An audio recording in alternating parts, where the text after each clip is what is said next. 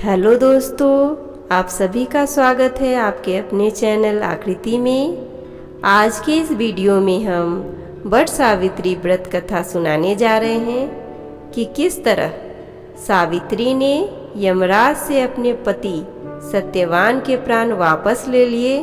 तो चलिए सुनते हैं। एक समय की बात है, मद्र देश के राजा अश्वपति की कोई संतान नहीं थी। संतान न होने से परेशान राजा ने ऋषि मुनियों के कहने पर कई वर्षों तक कठोर तपस्या किया था।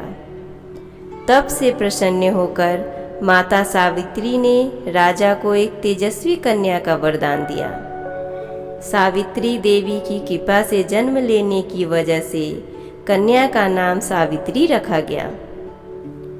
राजकुमारी सावित्री जन्म से ही तेजस्वी और सभी गुणों से संपन्न थी।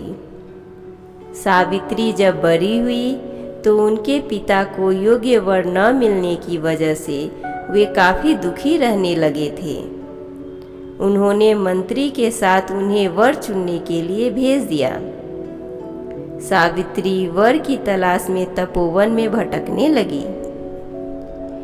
वन में साल्व देश के राजा धूम्रसेन रहते थे, क्योंकि उनका राज्यपाट किसी ने छीन लिया था। उनके पुत्र सत्यवान को देखकर सावित्री ने पति के रूप में उनका वरण किया। जब वह सत्यवान को वर रूप में चुनने के बाद आई तो उसी समय देवर्षि नारद ने सभी को बताया कि महाराज धूम्रसेन के पुत्र सत्यवान की शादी के 12 वर्ष पश्चात ही मृत्यु हो जाएगी। इसे सुनकर राजा ने पुत्री सावित्री से किसी दूसरे वर को चुनने के लिए कहा, मगर सावित्री नहीं मानी। राजा अश्वपति ने सावित्री के कहने पर उनका विवाह सत्यवान से करा दिया, जिसके बाद वह भी सास ससुर और पति के साथ वन में ही रहने लगी। नारद जी के कहे अनुसार 12 वर्ष बीत गए। जब सत्यवान की मृत्यु का समय निकट आ गया तो सावित्री व्रत करने लगी। एक दिन सत्यवान जंगल में लकड़ी काट रहे थे, तभी उनकी मृत्यु हो गई और यमराज प्राण लेकर चलने लगे। जब यमराज सत्यवान के प्राण लेकर जा रहे थे तब सावित्री भी उनके पीछे पीछे चलने लगी। जब सावित्री पीछे चली आ रही थी तो यमराज ने उन्हें काफ़ी समझाया और देवी विधान भी समझाया, लेकिन उनकी निष्ठा और पतिव्रत देखकर यमराज प्रसन्न हो गए और बोले, पुत्री, तुम चाहो तो मुझसे 3 वर मांग लो, मैं अभी के अभी पूरा कर दूंगा। सावित्री ने कहा, प्रभु, आप मुझसे प्रसन्न हैं तो मेरे नेत्रहीन सास ससुर को आंखें दे दीजिए, जिससे कि वे दुनिया देख सके। फिर यमराज ने दूसरा वर मांगने को कहा। अभी सावित्री सत्यवान का खोया हुआ राजपाट मांग लिया। यमराज ने उसे सत्यवान का राजपाट भी सौंप दिया। जब तीसरा वरदान मांगने की बारी आई तो सावित्री ने झट से 100 पुत्रों का वर मांग लिया। यमराज ने सभी मांगे मान ली और तथास्तु कह दिया। वरदान देने के बाद यमराज जब यमलोक जाने लगे, सावित्री फिर उनके पीछे चलने लगी। यह देख यमराज को गुस्सा आया।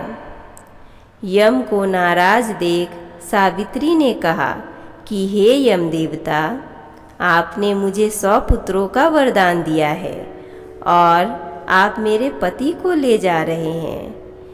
भला बिना पति के मैं माँ किस तरह बन सकती हूँ? इसीलिए आप अपना तीसरा वरदान पूरा करें। सावित्री की प्रतिव्रता और चतुराई को देखकर यमराज बहुत प्रसन्न हुए और सत्यवान के प्राण को मुक्त कर दिया। सावित्री सत्यवान के प्राण लेकर वट के नीचे चली गई, जिससे सत्यवान जीवित हो उठे। जीवित होने पर वह अपने माता पिता के पास गए तो देखा कि वह देख सकते हैं। उनका खोया हुआ राजपाठ भी सत्यवान को मिल गया। इसके बाद सावित्री पुत्रों की माँ भी बनी। हिंदू विवाहित महिलाएं अपने पति की लंबी उम्र के लिए वट सावित्री व्रत रखती हैं। ऐसी मान्यता है कि ज्येष्ठ अमावस्या के दिन वट वृक्ष की परिक्रमा करने पर ब्रह्मा, विष्णु और महेश सुहागिनों को सदा सौभाग्यवती रहने का वरदान देते हैं। गांव शहरों में हर कहीं जहां वट वृक्ष है वहां सुहागिनों का समूह परंपरागत विश्वास से पूजा करती हुई दिखाई देती है।